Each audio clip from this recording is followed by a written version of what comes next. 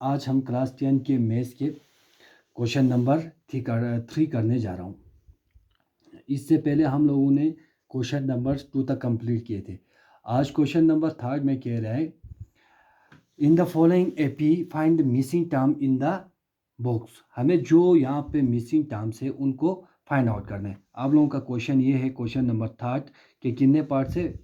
5 parts है। अब हम पहले क्वेश्चन नंबर 3 के फर्स्ट पार्ट करने जा रहा हूँ।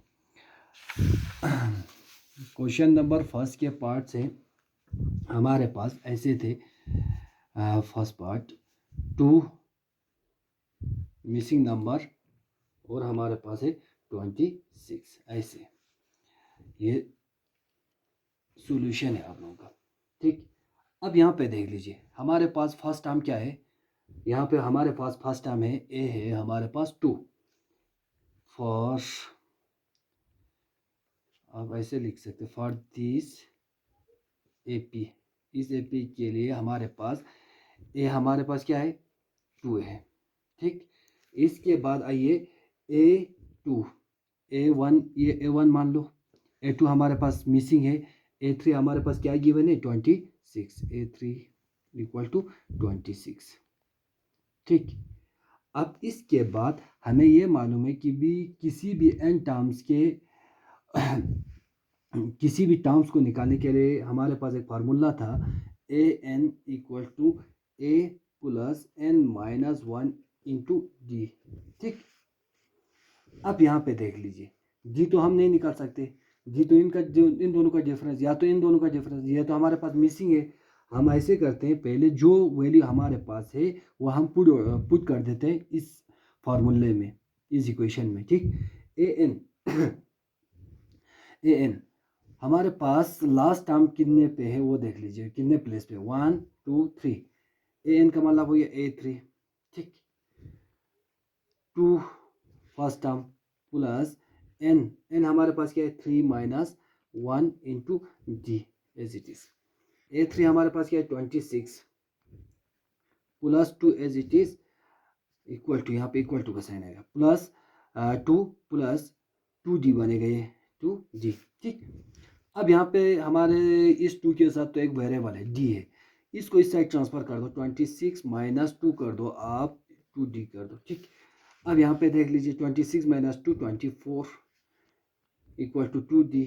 हमें क्या निकालना था d का वैल्यू, d इक्वल टू या तो आप 24 ये d मल्टीप्लाई में तो यहाँ पे डिवाइड इक्वल टू d 2 12 24। हमारा d का वैल्यू क्या है, d का वैल्यू आएगा आपका 12 आ गए। ठीक, अब ये निकालना हमारे पास आसान होगा, क्यों, हमें A2 निकालना है। A2 के लिए हम क्या करते हैं a प्लस डी करते हैं, a plus D, a plus D. A का वैल्यू हमारे पास क्या है 2 प्लस डी, डी के कितने आए अभी 12 आ गए। इसका मतलब यहाँ पे क्या आएंगे 14, यहाँ पे हमारा आ गया 14 आ गए। यह आपका फर्स्ट पार्ट हो गया। अब इसमें मैं कौन सा करवा देता हूँ, ये आप खुद से करवा लेना। ये थर्ड पार्ट थर्ड पार्ट आप लोगों का, ये जो थर्ड आप लोगों का है 5 ब्रैकेट, इसको बैक साइड पे करवा देता हूँ, इसका जगह नहीं, आपको कंफ्यूजन होगा, ये सारे इकट्ठे एक साथ लेगा तो 5 ब्रैकेट, फिर से मिसिंग नंबर है हमारे पास 9 1/2। यह हमारे पास क्या है गिवन है। अब हमें क्या निकालना है, ये दो मिसिंग वैल्यू है उसको निकालना है। अब ये हो गया आप लोगों का थर्ड का सॉल्यूशन। ठीक, हमारे पास हियर एन ए पी, अब ऐसे लिख, आप हियर फॉर दिस एपी या an A P for this AP लिख दीजिए, फॉर दिस एपी। इसके लिए इस अर्थमेटिक प्रोग्रेशन के लिए हम ऐसे करते हैं, ये हमारे पास क्या गिवन है A1 इक्वल टू 5 है और 1 2 3 4 एन A4 हमारे पास है 9 1/2। ये मिक्सड में इसको चेंज कर दीजिए, 9 2 18 19/2। ठीक, फ्रैक्शन में चेंज हो गया। अब इसके बाद फिर से वही formula A plus N minus one D कर दीजिए। अब ए एन हमारा कितने थे, लास्ट टर्म्स कौन सा है, 4 पे है, 1 2 3 4 पे, ए 4 इक्वल टू ए का वैल्यू कितना है 5 प्लस एन हमारे पास कितना है 4 है, माइनस 1 कर दीजिए डी एज इट इज़, क्योंकि डी हम अभी नहीं निकाल सकते ताकि इन दोनों का गैप है, ये इसका गैप, ना इसका वैल्यू नहीं ना इसका वैल्यू नहीं, हम डी नहीं निकाल सकते। ठीक, अब ये था हमारे पास F4 9/2, 9 हम लोगों ने इसको मिक्सड से फ्रैक्शन में चेंज कर दिया, 19/2 आ गई equal to 5 plus 4 minus 1 3 into D 3D, ये हुआ आपका। अब इसको हम क्या करते हैं, चेंज कर देते हैं, ट्रांसफ़र कर देते हैं, 9 divided by 2 minus 5 equal to 3D। ठीक, अब इसका क्या करना है, आप लोगों को एलसीएम लेना है, 2 एज इट इज़, 2 यहाँ पे कुछ नहीं तो 2 इंटू 1 का एलसीएम 2 आ गया। अब इसको 10, इसको भी हम क्या बनाना है, 2 बनाना है, इसका मतलब इसके साथ भी 2 का मल्टीप्लाई डिनोमिनेटर के साथ भी न्यूमरेटर के साथ भी, ये 19 एज इट इज़, ये 2 5 10 इक्वल टू 3D कर दीजिए। ये कितना हुआ, 19 माइनस 10 हो गया 9/2 इक्वल टू 3D आ गई। अच्छा, अब हमें क्या निकालना है, डी का वैल्यू निकालना। डी का वैल्यू निकालने के लिए आप यहाँ पे देख लीजिए। अच्छा, हम क्या करते हैं, 9 को एज इट इज़ रखते हैं और इस 2 को इस साइड से मल्टीप्लाई, 3 2 6D हो गया।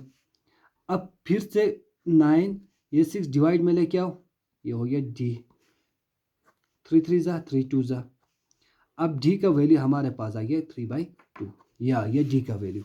अब इसके बाद डी का वैल्यू हमारे पास आ ही गए हैं, तो हम क्या करते हैं, इसको यहाँ पे A2 के लिए हम करते हैं ए प्लस डी कर देते हैं। ठीक, ए प्लस डी, ए हमारे पास 5 है, प्लस क्या करना है आप लोगों को, डी का वैल्यू आए थे 3/2, ये प्लस कर दीजिए, 5 2 10 10 प्लस 3 कितना हो गया 13/2 हो गया, ये 13/2।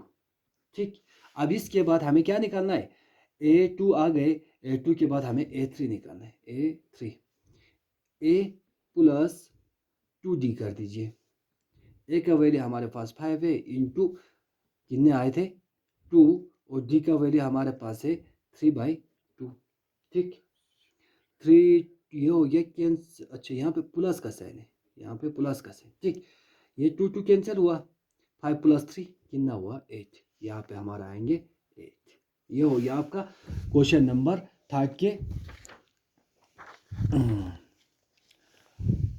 अच्छा, क्वेश्चन नंबर 3 के 3 पार्ट्स, बाकी आई होप आप लोग करेंगे इसको। ठीक, अब क्वेश्चन नंबर 4 में कह रहे which time of AP which terms of the AP 3 8 13 18 is 78।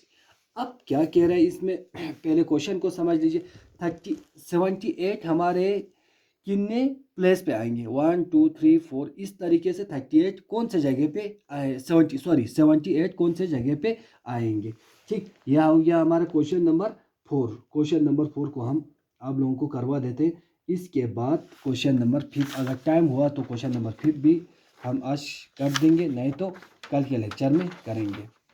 ठीक, question number 5, question number 4। Question number 4 में हमारे पास एक सीरीज था 3 8 13 18 था। ठीक, अब हमारे पास ए का वैल्यू क्या है, हियर यहाँ पे थोड़ा लिख लीजिए, हियर ए का वैल्यू हमारे पास 3 है, और हमें ये मालूम, ये कह रहा है कि भाई इस तरीके से जाके 78 कौन से जगह पे आएंगे। इसका मतलब ये हुआ, लेट करना पड़ेगा n terms of an A P is 78। हमें ये मालूम है कि भाई n टर्म्स जो है वो हमारा 78 नंबर आ रहा है, n terms of an A P is 78, हम यही मान लेते हैं। ठीक, अब आइए, हमें फार्मूला पता है, A N equal to A plus N minus 1 into D. ठीक, अब पहले क्या कर दीजिए, जी पहले आप लोगों को जी निकालना है। G equal to difference equal to क्या करेंगे, ये हो गया A2 माइनस A1 करते हैं हम। A2 का वैल्यू हमारे पास 8 माइनस 3 कर दीजिए 5 आ गया। ठीक, और एक और निकाल दीजिए 18 A3 माइनस A2 कर दीजिए, इसका यह 30 माइनस 8 फिर से 5 ही आ रहे हैं। जी तो हमारा सेम है। ठीक, जी कॉमन डिफरेंस हम लोगों ने चेक कर दिया। यह हो गया आपका, आपको ये निकालने की भी ज़रूरत नहीं है, एज इट इज़ अगर निकालना चाहो तो आप निकाल के पेपर में शो कर सकते हैं, नहीं तो आप लोगों को मालूम है क्योंकि इसने क्वेश्चन में बताए हुए विच टर्म्स ऑफ एन एपी, ये एक एपी है, इसका कौन सा टर्म्स है 78 कौन से प्लेस पे आएंगे, नंबर सीरीज के हम जाके 1 2 3 4 5 इस तरह सो ऑन जाके 78 कौन से नंबर पे कौन से नंबर पे आएंगे। ठीक अच्छा, ये फार्मूला लिख लिया। लिखने के बाद ए एन हमारे पास क्या मान लिया था हम लोगों ने, 78 मान लिया था। ठीक, 78 मानने के बाद A1 हमारे पास क्या है 3 है, प्लस n माइनस 1, n हमारे पास हमें मालूम नहीं है तो इसको n माइनस 1 कर दीजिए। d का वैल्यू कितना आ रहे थे 5 आ रहे थे। ठीक, अब इस 3 को हम पहले ऐसे कर लेते हैं 78, यहाँ पे हमारे पास कितने थे 3, 3 एज इट इज़, ये हो गया 5n हो गया माइनस 5 हो गया। ठीक, 78 एज इट इज़। ठीक, ये हमारे पास कितने आए, अब यहाँ पे देख लीजिए, अच्छा प्लस माइनस माइनस 2 आ गए, ये हो गया 5n। ठीक, अगर इस 2 को हम इस साइड ट्रांसफर कर दे तो 78 प्लस 2 का होना पड़ेगा 5n। ठीक, हाँ 80 हो गया, ये इक्वल टू 5n, 80 अपॉन 5 कर दीजिए n, 5 1 ज़ा 5, कितना बचा 3, 5 6 ज़ा 30, n हमारे पास आ रहे 16 आ रहे। ठीक, इसका मतलब ये 78 जो है हमारा 16 टर्म से, 78 हमारा कौन सा है, hence 78 is the 16th terms of an AP of an AP, ये हमारे AP के 78 टर्म्स है। ठीक, अब जो क्वेश्चन बचे हुए क्वेश्चन नंबर 5, अब आपने से भी एक बार ट्राई कर दीजिए, ये वही ऊपर वाले की तरह सेम है, of terms in each of the following AP, हमें इनमें से क्या निकालना है, टर्म्स को निकालना है, इनके बीच में कौन कौन सा टर्म्स आएंगे। पहले कॉमन डिफरेंस निकालिए, डिफरेंस निकालने के बाद आप प्लस करते जाइए, आपको ये वैल्यू आ ही जाएंगे। ये क्वेश्चन नंबर 5, नहीं तो कल मैं इसको लेक्चर में कंटिन्यू कर देता हूँ। आप लोगों को क्वेश्चन नंबर 3 में मैंने कौन कौन सा किया, फर्स्ट पार्ट किया, थर्ड पार्ट किया, और ये जो बाकी बचे हुए वो आप लोगों को एज इट इज़ होमवर्क करना है। क्वेश्चन नंबर 4 मैंने करवा दिए हैं, क्वेश्चन नंबर 4 5th आप लोगों को आए तो करना है। ठीक, नहीं तो हम कल के लेक्चर में कंटिन्यू करते हैं। आज के लिए इतना, थैंक यू।